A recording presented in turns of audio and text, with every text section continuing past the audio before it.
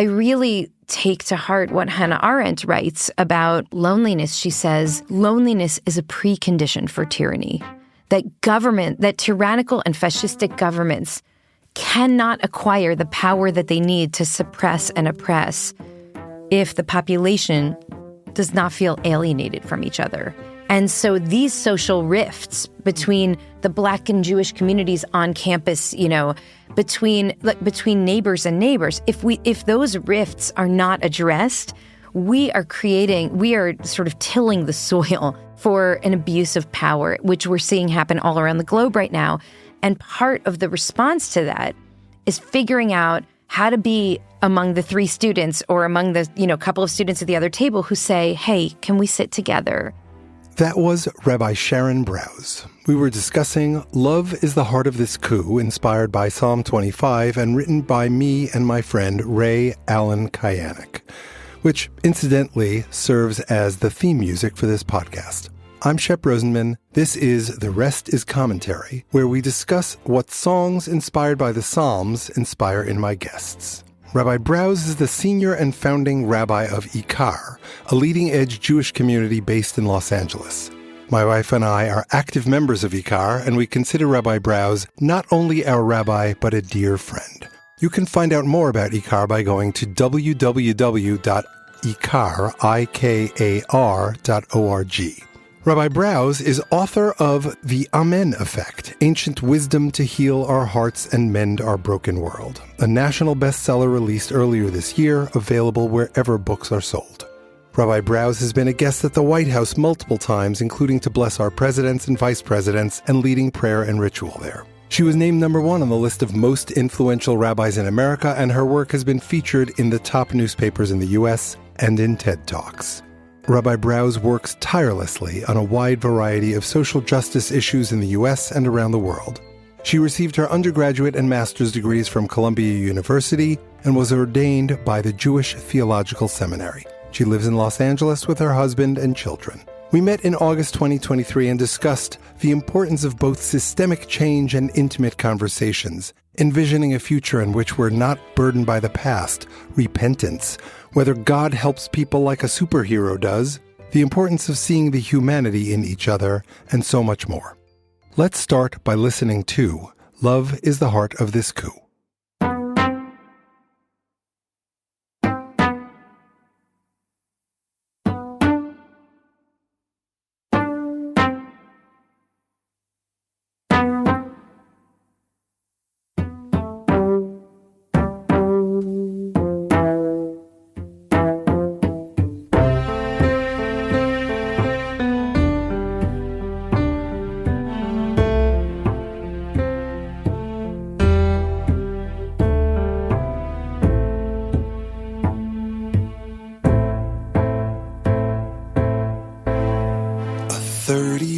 Statue, a 16-mile ride. At 4 a.m. the tow trucks arrived. Crews turned up for General Loring. Under cover of darkness, there was no advance warning.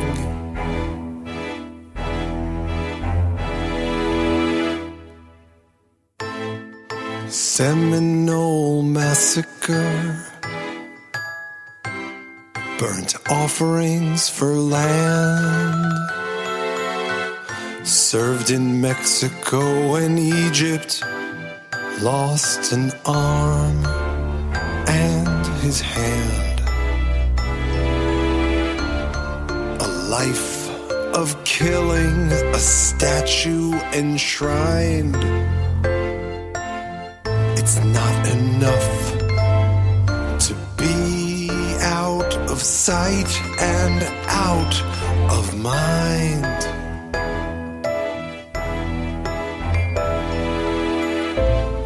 Ashamed, we're ashamed of all of the blood hate, and pain.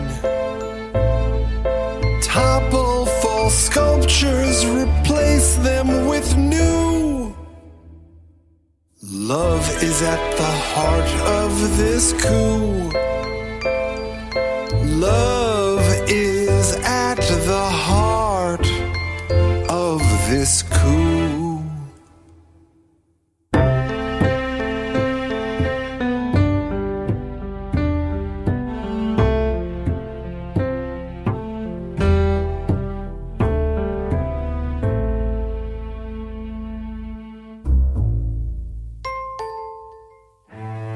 A motel restaurant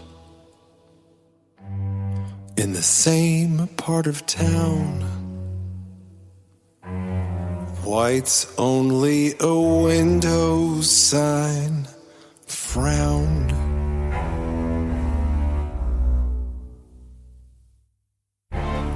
Beneath his white robe, the proprietor hid.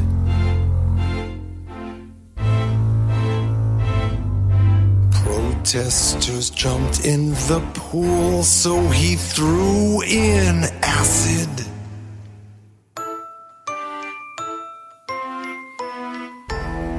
Now a new hotel is standing where all that took place. A welcome sign with no mention of race. A checkered past, a battle won. Small progress was made, yes, the work's just begun.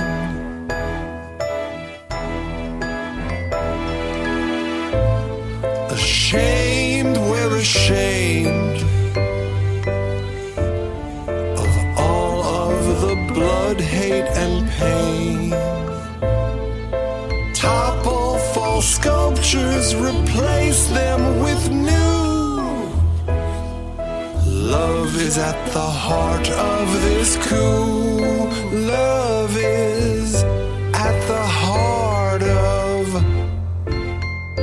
this coup.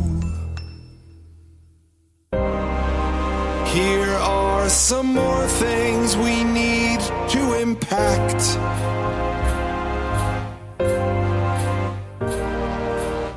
Ignoring genocide at home and abroad. Rolling back women's rights while people applaud.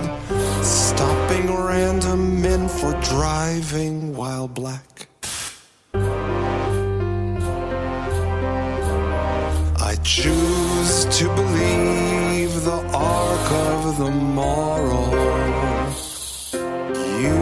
universe is long and it bends towards justice, guiding the path of the humble in song.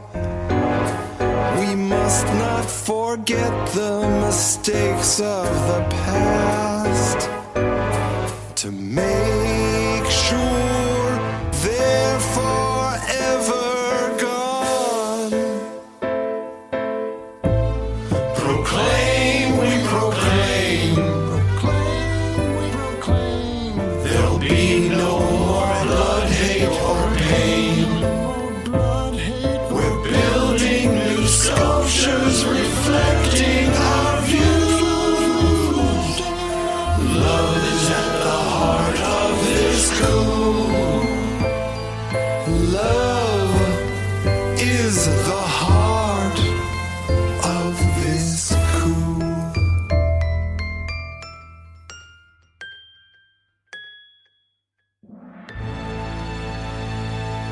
Good morning. Morning. You know the rules. I'm going to ask you one question and we'll see where the conversation takes us. Okay. So in the same way that I was inspired to write this song with my fearless songwriting friend Ray Allen Kayanek from Florida. He's a Presbyterian, and it was such a treat to collaborate with him in general, but also to collaborate with someone with such a different background and perspective.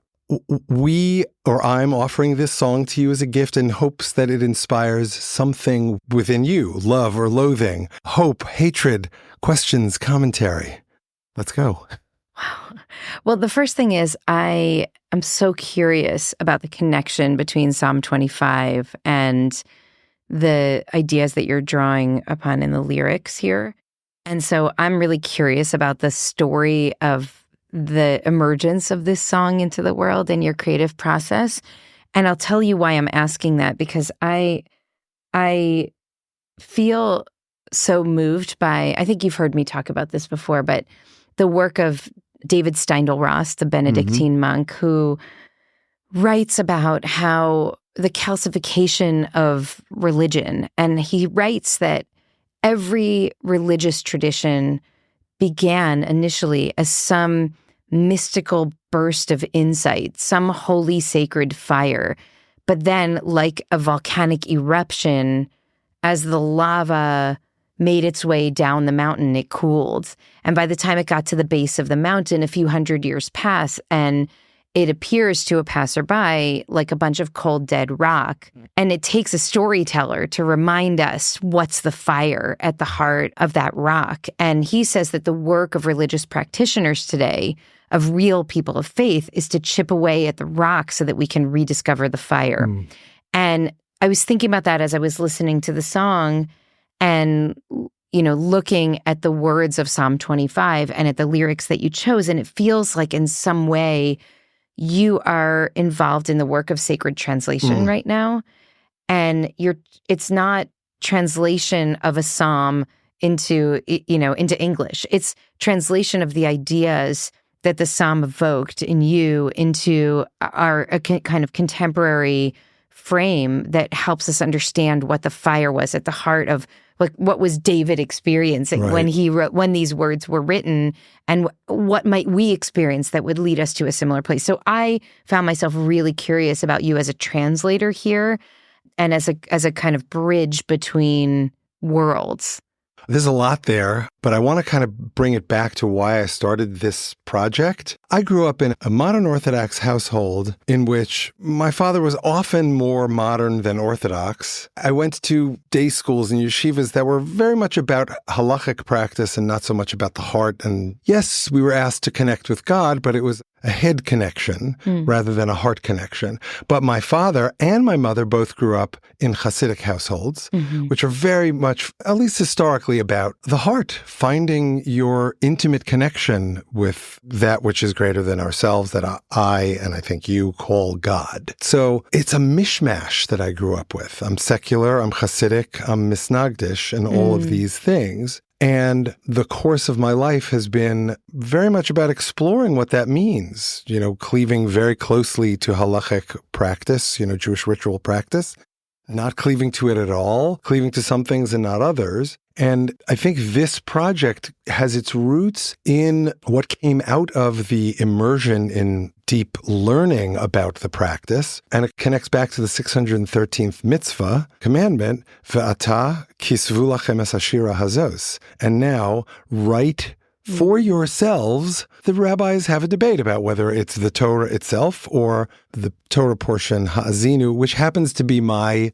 bar mitzvah parsha and my daughter's bat mitzvah parsha and my son's bar mitzvah parsha. Wow. We're all September babies. And I think I've said this in other conversations. I have the worst handwriting in the world. I'm never going to be a sofer, a scribe like my grandfather. But I am a musician. And when you frame it as me being a translator, on the one hand, I'm like, oh, wow, she gets it. And on the other hand, I'm like, oh, that's a lot of pressure. Both of those feelings are there simultaneously. And I think at the end of the day, it's part hubris and part humility that makes me choose to immerse in this project. The hubris is, who am I to do this?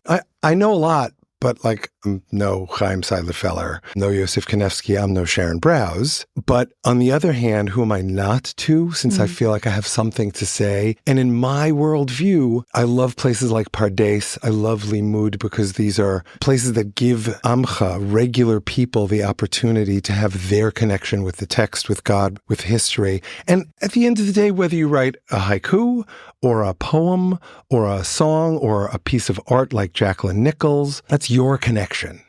And no one can ever take away that connection that you've created with God, with the text, with your community. That's the meta impulse behind this project. The specifics on this one, I do this thing called fearless songwriting. I often try to connect that to a Tehillim. I'll do a lot of streams of consciousness, and they'll result in me thinking about a theme that I know buried deep somewhere. I've come across it in Tehillim. Then I'll go hunting around. If I can find it quickly, then I'll do a little bit of learning. And then I'll kind of continue with the writing process. I've acquired a writing partner whom I've known since college, and she sometimes runs with what I've created and sometimes says, I'm starting again. So some of them end up as Tehillim songs, some of them don't. But Ray was among the people who were curious when I post my song to say, what's with the Psalms reference? In Ray's case, he came like well prepared for class, as it were.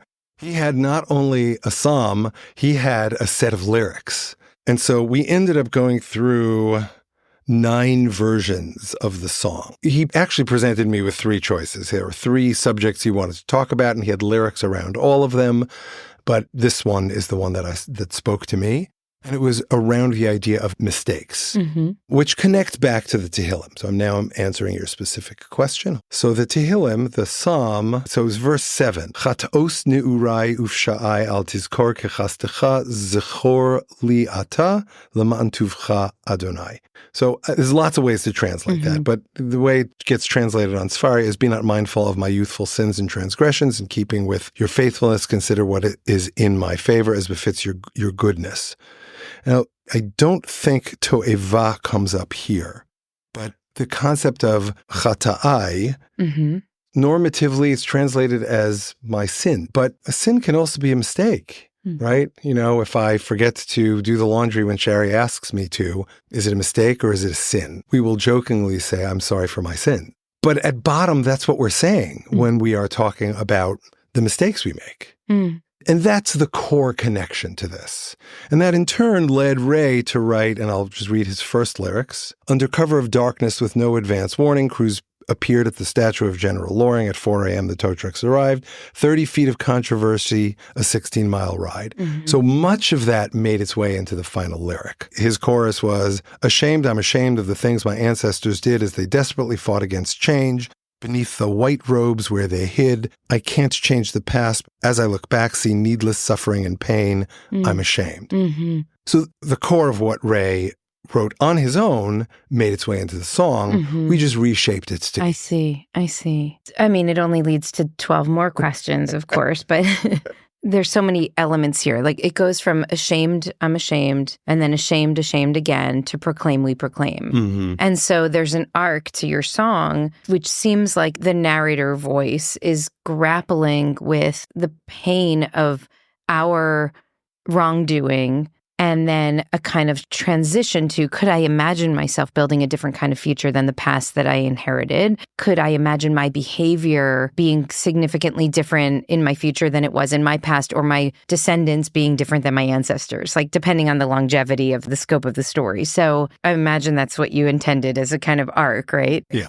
Something I was grappling with the psalm is, from that pasuk that you point to, from that verse, there's a way in which the author of the psalm is trying not to take responsibility for the past, trying to say, you're good, God, so forgive me. Find the part of me that's good and ignore or sidestep or just forgive the part of me that, that did wrong. And I see that repeatedly throughout the psalm. It's a kind of attempt to, in a way that I think when we've done wrong, we just want it to be over already. I mean, I have someone in my life who was exposed for wrongdoing, and there was a big article that was about to come out about what he had done. And he called me saying, I need a tshuva plan, and I need a tshuva plan fast. I need for those who don't know, like, I need a path to reconciliation. A reckoning. How can I make good on this? And because I believe in tshuva, I believe that it's possible for people who've done the wrong thing to go through a process of healing, reckoning, and reparation, or I should say reckoning, reparation, and ultimately potentially healing. I want to do it now. And I remember saying, there's no fast tshuva plan. You don't do tshuva fast. And there's no way to skip steps here. Yet I see this yearning in the psalmist to, like, God, help me skip to the finish line here. Like, I know that in your decency and in your goodness, you don't want me to be stuck in the past. So help me get to the end point without going through all of the steps that need to be there. And it's interesting to think about the history of racial injustice in America, which you're analogizing that struggle to the kind of personal struggle that the psalmist is going through here. How can we as a nation go through this process of acknowledging where we were in the past and dreaming of a different kind of future? And the psalmist wants to skip steps. And I, as a rabbi and as a racial justice activist, don't want us to skip steps, because I know that you can't skip steps to get to the place we want to be at the end, which is a true multiracial democracy that's rooted in justice and dignity for everyone. And I also understand the yearning. I get it. Like, we don't want to do the work. And the psalmist didn't want to do the work. He wants to believe that God can help him like a superhero, pick him up and fly him to the destination. But you don't get to the destination that way. And so that's what it evokes in me, this question about what does it mean to be confronted with the raw truth of the pain that we've caused, or that we've been complicit in, or that our ancestors caused, but that we benefit from, that gives us a privilege that's unearned. And how do we get to a place of true justice from there when the muck of reparation and reckoning is so painful and so hard? And don't we all just want to skip steps and get to the end? So, I mean, those are the good guys, the people who want to skip steps and get to the end. The bad guys are the people who want to deny that there's even a problem. Is the impulse there the same, though? The desire to skip steps, right? Nobody is comfortable being in discomfort, the nature of the state, and being dan lekaf zechut, judging by the side of merit. The people who are saying there's nothing to have reparations for, you have to assume that that's part of their own dissociation, choosing not to recognize the pain of the past or the benefits of the present from the pain of the past. Mm-hmm. I've had conversations with people throughout the years. Until you hit a certain subject matter, they just seem like regular people to you. And then all of a sudden there's a massive change on the subject, whether it's Israel or the Civil War, or I just spent a week at song school with a lot of people who are very publicly asserting their non-binary status. Couldn't talk about that either for a long, long time. And so when people don't understand these things, whether it's gender issues or racial issues, sometimes there's a genuine lack of understanding. And perhaps I'm not being fair here, but I feel like a lot of times people are just this is where they're turning their own hearts to stone. Yeah, I think it's a failure of imagination, a failure of moral imagination. I mean, if you can't, and this is the power of tshuva as a system, the whole idea that everybody makes mistakes and that as a society we need to collectively create pathways toward return is such a powerful idea that if you can't envision a way of healing or mending or returning, then you are incentivized to pretend that the wrongdoing never happened or to downplay and minimize it. And so part of what we're seeing, I mean, the people who are, look, in Florida, pulling the AP African American History curriculum, all these book bans, like what are people afraid of? If we confront the history, it will mean that we can only be left with shame.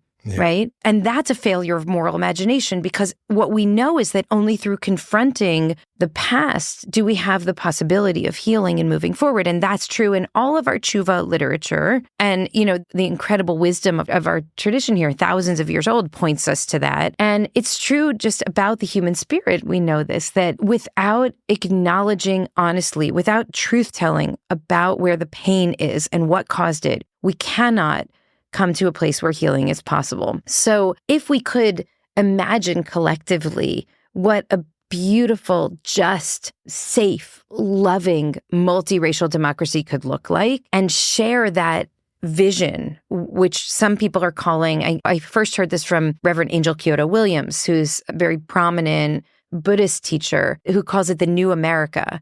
If we could envision the New America, and that New America is big enough for all of us, that there's a way for us to actually move from disharmony to harmony, from injustice to justice, and that there's actually space for everyone, then the whole lie of the myth of the white genocide just disappears, because there's room for you too in this vision of what's possible, in this kind of Gan Eden the future perfected world is actually for everybody. But we can't, the people who are stuck on, striking books from the school libraries aren't thinking that there's a place for them in this, new repaired world. And so their only choice is to dig their heels in and hold on to their statues and not make room for the new statues. Right. And I understand where it comes from, because they think that's all they have. And so if I don't hold on to this, there's nothing for me, because we don't talk enough about what a shared vision of a different kind of reality could be. I think that is a failure of imagination. And I think we're paying a massive price for it as a society right now. I mean, the pushback on this movement for racial justice is so stupid. It's so stupid. It's like, can we not be honest about history? No, we cannot. We cannot read books. We cannot, we don't want people to know the truth, because once they know the truth, white people lose. And it's rooted in a kind, it's dependent on illiteracy and stupidity and lack of imagination. So I think that's part of the problem here. I see in the psalmist a desire to skip to the end, because at least he can envision what a future could look like where he wouldn't be burdened by the past. And that's also irresponsible because of the irresponsibility of thinking you can skip steps. But at least it's better than the people who lack the vision to even imagine what it would be possible to be unfettered. Right. At the root of all of those, and I think that this comes back in the Psalm, this is obviously text-based. Verse 12, Mizeh ha'ish yirei Adonai yorenu b'derech yivchar. So Sfari translates it as, whoever fears the Lord, they shall be shown what path to choose. And I think that that's the key here. My ancestors, my Shep Rosenman specific lineage was not involved in any atrocities in the 1800s in the United States. We were victims in Jerusalem. That's my lineage. I personally don't have responsibility, and nonetheless, I am among the we who's ashamed because, as you put it, I'm a beneficiary of the privilege. Even though my parents worked really hard, I worked really hard, but still, because of my perceived whiteness, there were benefits that were attributed to me. And even if I was not perceived as white, but was perceived as Jewish in my particular law school, not so much college. College was much more complicated. Being Jewish was cool, right? At Boston University. In college, there was a lot of conflict, in particular between the Black and Jewish student communities. And boiling it down to names people will recognize, our student newspapers were quoting Kahana by the Jews and Farrakhan by the Black Student Union. And it was just an arrow-slinging exercise to the point where the Student Activities Committee shut down both newspapers. Wow. I was on that Student Activities Committee. It was made up of students and faculty. And the students insisted that if we were going to shut down the newspapers, it could only be for a limited period of time, and it could only be if there was a place for free speech, because that's what we're doing. We're shutting down free speech, where people can exchange ideas and hopefully heal that way. And the first attempt was noble but misguided in that it put all of the affected parties, anyone who was interested, Black, Jewish, people of other ethnicities in a room, probably half the size of the Shalhevet gym. And who got up to speak? The radicals, right? You know, the people from Beitar on the Jewish community side and the followers of the Nation of Islam on the Farrakhan side. And they would just continue to do what the headlines were doing, except instead of it being quotes about Rabbi Kahana and Reverend Farrakhan, it was these individuals saying them. Then I was just telling this to Vance Gilbert, one of the song school instructors that I was chatting with last week. If you haven't heard his new album, it's amazing. The single Black Rochelle is so incredibly moving. I'll send you a link. I was at the student union having lunch at like the local Israeli place. There was the kosher cafeteria at Queens College, and then there was this little Israeli restaurant in the basement of the student union. And so I was at a table with Gary Statmauer, and at another table were 3 Black students whom I recognized, Hildy, Tawana, and Ellis, and we saw each other. And that's like the first step. And I think that they were the brave ones who came over and said, would you like to join us? And essentially, the outcome of the conversation was, these meetings are going to go nowhere. Only the radicals are talking. We're sitting here together as human beings. And that's the first step.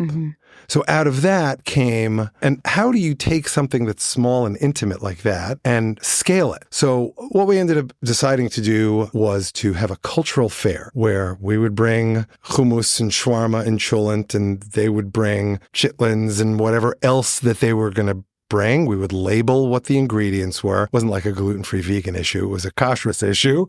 And we would have presentations on where we came from. And, you know, it was like a Little League mood, honestly, for a day, except presented in a massive room the size of the Shalhevet gym. And students of all stripes, Black, white, Native American, Muslim, all sorts came and engaged. The conflict immediately went away. Wow. The stridency went away because the humanity. It's exactly. Yeah. To loop it back, I think the moment where the 5 of us were sitting was a moment where we decided to shelve fear. Shelve fear of the other and encounter the human. And once the radicals saw that, they had nowhere to go except to their own spaces. Yeah. For me, it's this fear is at the bottom of it. What are we afraid of? We are all afraid of other, right? And I think the Torah is so clear about that. Why do we take care of the stranger? Because we were strangers in Egypt ourselves. We know what it is like to be other.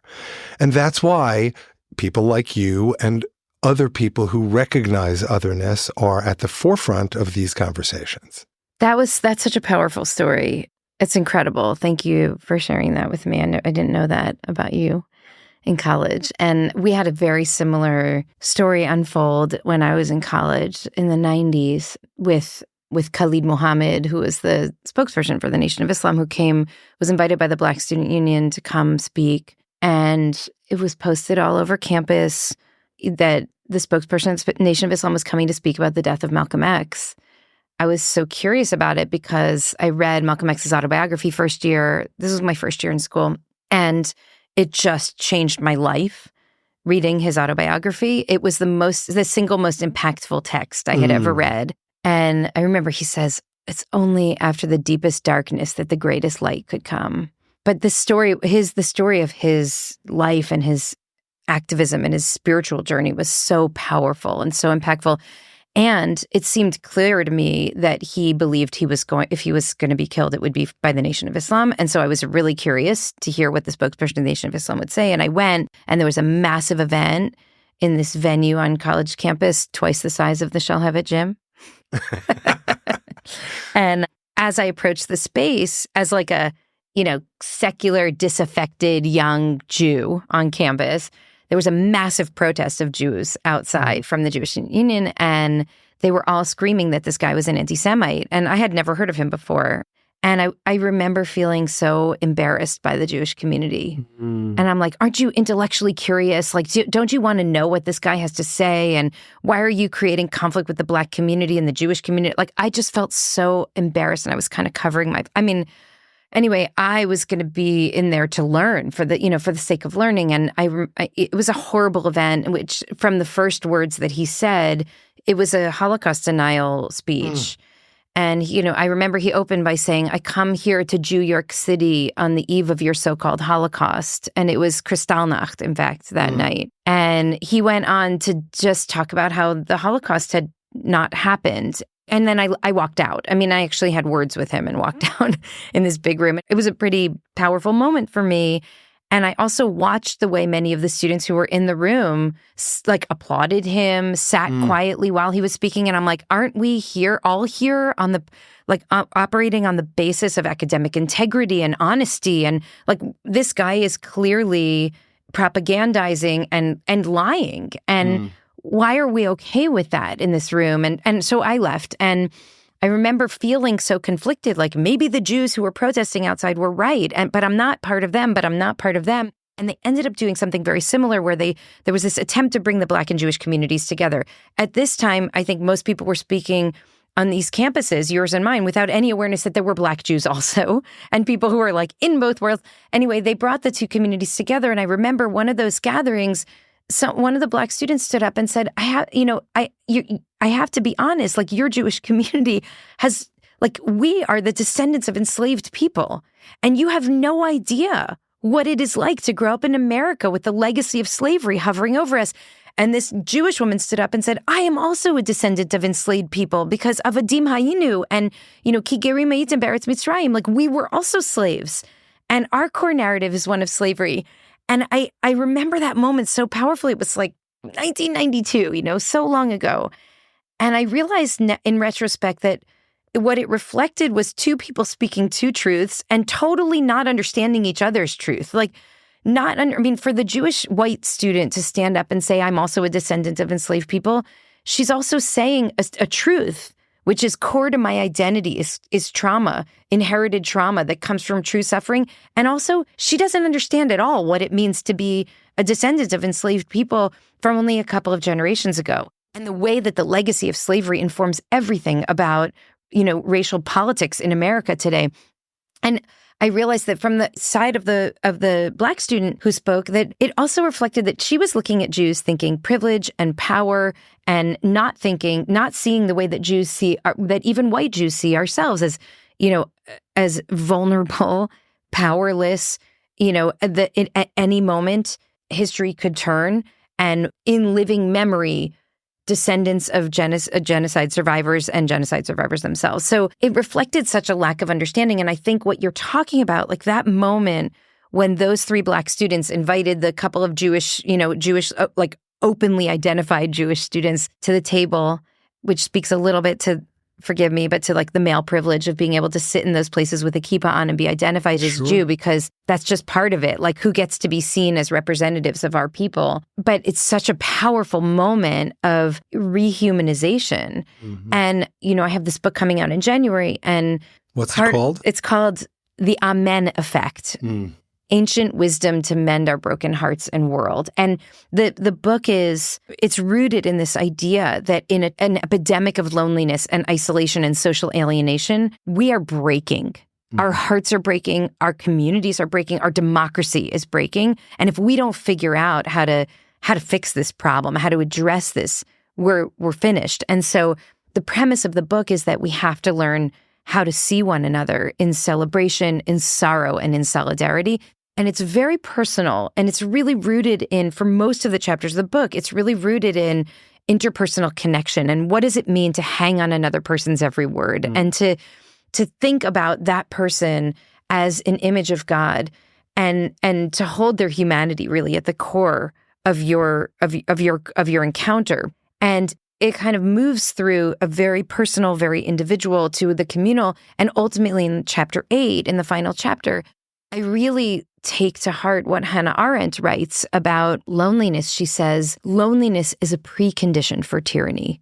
That tyrannical and fascistic governments cannot acquire the power that they need to suppress and oppress if the population does not feel alienated from each other. And so these social rifts between the Black and Jewish communities on campus, between neighbors and neighbors. If those rifts are not addressed, we are sort of tilling the soil for an abuse of power, which we're seeing happen all around the globe right now. And part of the response to that is figuring out how to be among the three students or among the, couple of students at the other table who say, hey, can we sit together? Yeah. Can we actually engage one another? And it doesn't mean that, can't we all just get along is the response to systemic injustice. It's the opposite. It's that if we're ever going to be able to respond to systemic injustice, we have to actually be able to see and understand each other and understand one another's humanity. And I think going back to what we were saying earlier, for those folks, in Florida and elsewhere who are like yelling and screaming at the school board meetings and the governor himself, for those folks who lack moral imagination, who cannot understand what a world could look like in which people of different backgrounds, ethnicities, races, faiths, genders, ability, all the things, if they can't envision that future, they will never be, we'll never be able to build it. But if we can engage one another with our shared imagination, we might be able to collectively rehumanize and move toward, something a future that's different from the past, like move from ashamed to shame to proclaim we proclaim. Well, so I think that you're touching on something that my brother and I have this conversation a lot. I'm a lawyer by day.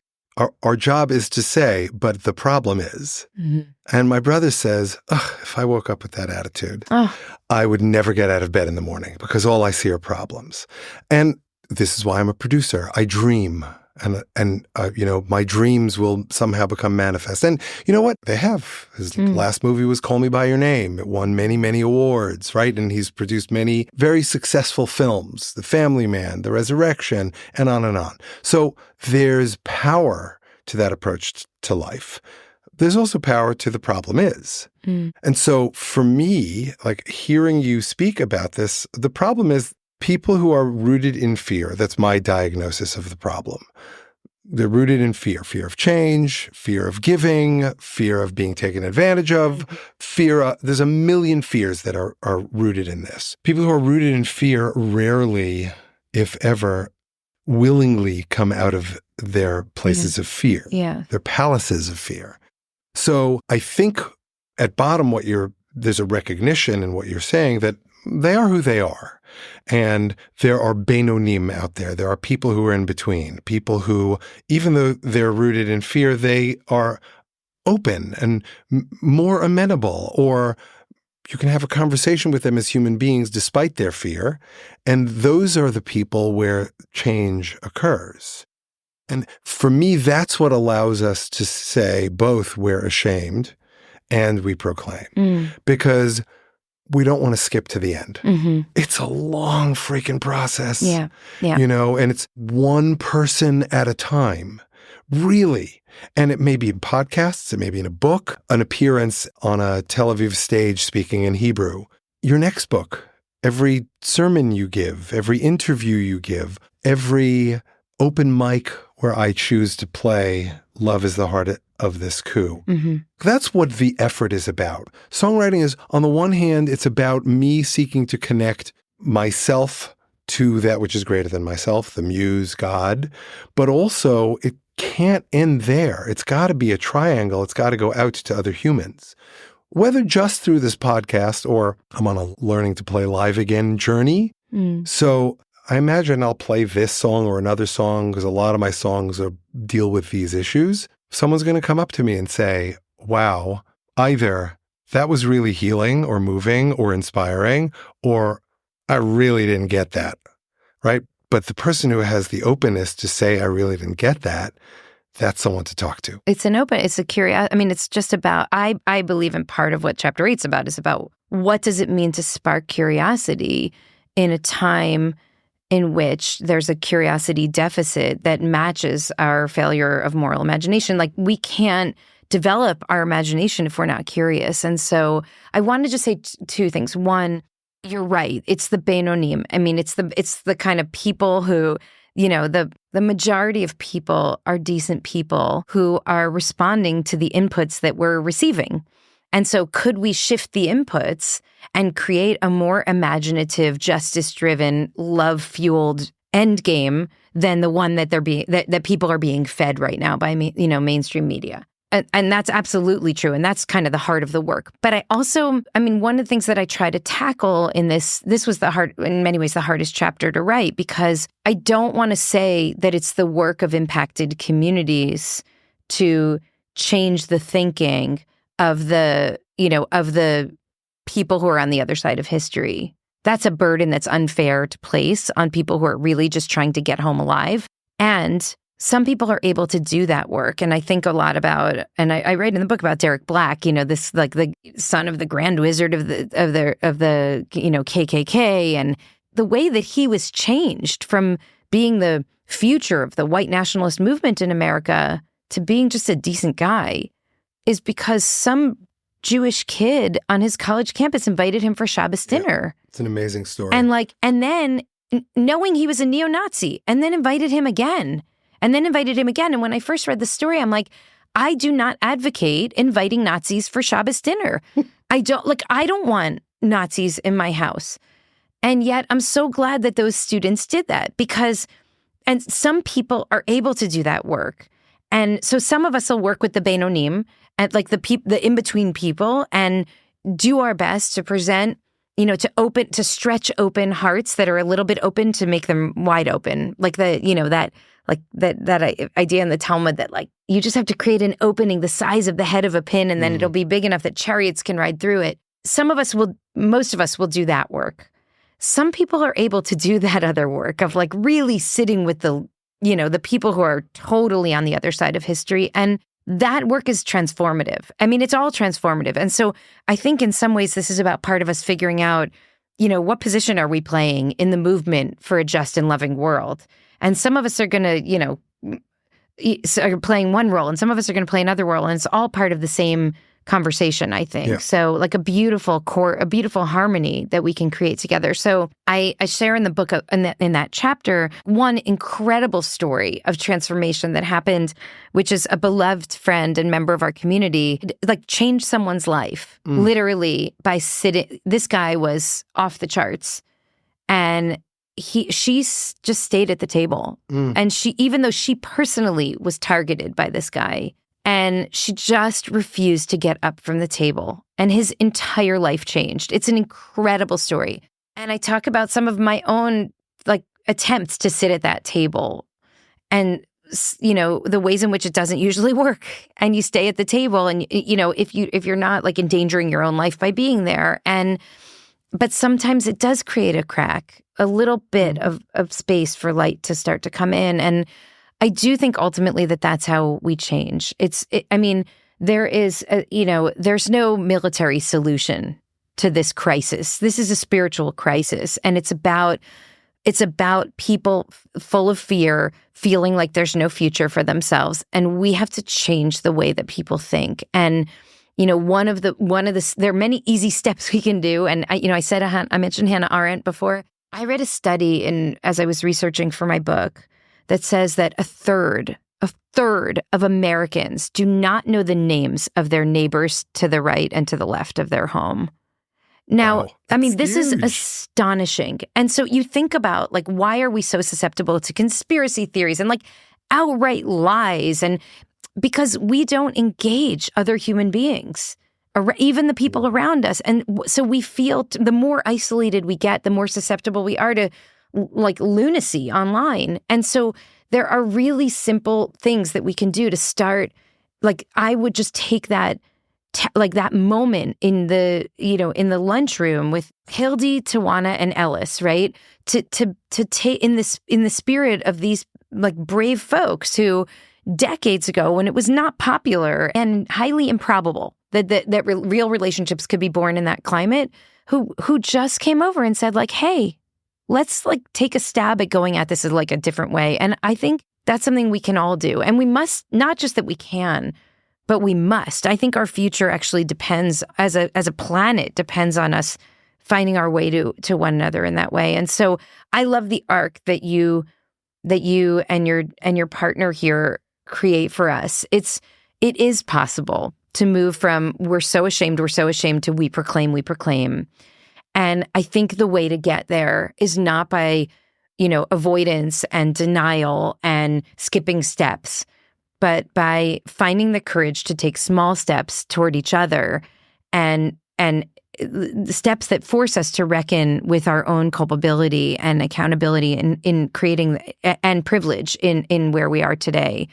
But I do believe that there's a different future possible for us, and I think that's really the heart of the work today. Yeah, I think you're right. There is a different future. It requires us, I think you used this language before, just continuing to chip away. Mm-hmm. There are many, many steps, as big an impact as you have on not only your community, but the city around you and the national stage. It's going to take at least a minion of Sharon Brouses, and they're all out there. And then it's going to, you remember the old Fabergé commercial? And, she told two friends, and she told two friends, and there's a million pictures of Farrah Fawcett or whoever it was. That's the way we get past this. And I think all of the books in the world, Priya Parker, Brene Brown, all the podcasts that deal with these kinds of interpersonal issues, at bottom it comes down to just having conversations and seeing the humanity in each other. Even if we choose to disagree, whether it's about lawn care or history, as long as we start with the humanity in each other, that's the very long path towards building the new Jerusalem. Yeah, and I just want to put one final point on this, which is I don't believe that the small conversations are instead of grand systemic change. I think that they're essential to grand systemic change. Yeah. It's not to say, let's not get caught up in all that, all the politics of systemic racism. Instead, let's just find our way to each other as human beings. It's the only way that we can actually ever really dismantle systemic racism and all the other problems that plague us is actually by doing this work together. I'm in total agreement with you. Thank you so much for joining me. I really appreciate it. I know how busy you are, and that you've given me all of this time and wisdom in Elul right before the high holidays is very, very endearing to me. Thank you so much. And thank you for responding to the crises of our time by making art and sharing it with all of us. And I'm really inspired by you, Shep. Thank you. Thank you. Thanks so much for listening. Special thanks to Emil Stern for his help in producing this episode. You can find Love is the Heart of This Coup and all of the other songs in this song cycle on all platforms that stream or download music, including Spotify and Apple. In the next episode of The Rest is Commentary, I will be talking with my friend, Rabbi Dr. Raphael Zarum, author and dean of the London School of Jewish Studies. We're going to talk about love, deception, imposter syndrome, creative process, different approaches to expertise, nakedness, and so much more. Please join us.